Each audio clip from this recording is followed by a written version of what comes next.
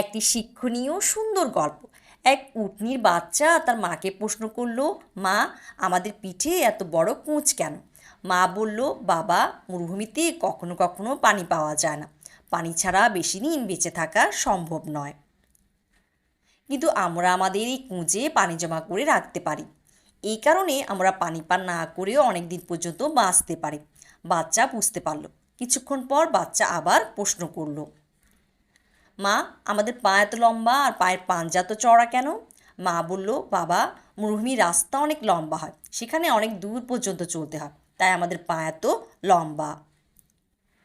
আর বালুর মধ্যে যেন আমাদের পা আটকে না যায়, তাই আমাদের এত বড় বড় পাঞ্জা দেওয়া হয়েছে, যেন আমরা সহজেই চলতে পারি। বাচ্চা খুশি হয়ে গেল, বলল, বুঝেছি মা।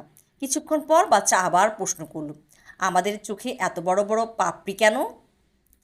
মা হেসে বলল, মরুভূমিতে মাঝে মাঝে ঝড় আসে, বালু উড়ে, আমাদের চোখে যেন সহজে সে বালু প্রবেশ করতে না পারে, তা আমাদের চোখের পাপড়ি এত বড় বড়। বাচ্চা বলল, খুব ভালো।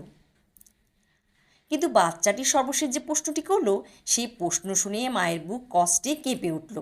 বাচ্চাটি বলল, মা, আমাদের পিঠে কুঁজ আছে পানি জমা করার জন্য, লম্বা লম্বা পা আর বড় বড় পাঞ্জা দেওয়া হয়েছে মরুভূমিতে চলার জন্য, চোখের পাপড়িও বড় বড় হয়েছে বালু থেকে বাঁচার জন্য। তাহলে মা, এই সময় আমরা মরুভূমিতে না থেকে চিড়িয়াখানায় কেন? মায়ের কাছে এই প্রশ্নের কোনো উত্তর ছিল না। বন্ধুরা, তোমাদের কাছে যতই ট্যালেন্ট বা যতই যোগ্যতা থাকুক না কেন, যদি তোমরা সঠিক জায়গায় না থাকো, তাহলে তোমার যোগ্যতা, তোমার পরিশ্রম, তোমার ট্যালেন্ট বৃথা হয়ে যায়।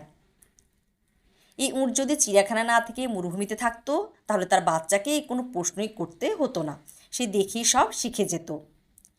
গল্পটি ভালো লাগলে একটা লাইক দিবেন, আর এমন শিক্ষণীয় সুন্দর গল্পগুলো শুনতে চ্যানেলটি সাবস্ক্রাইব করে পাশে থাকবেন।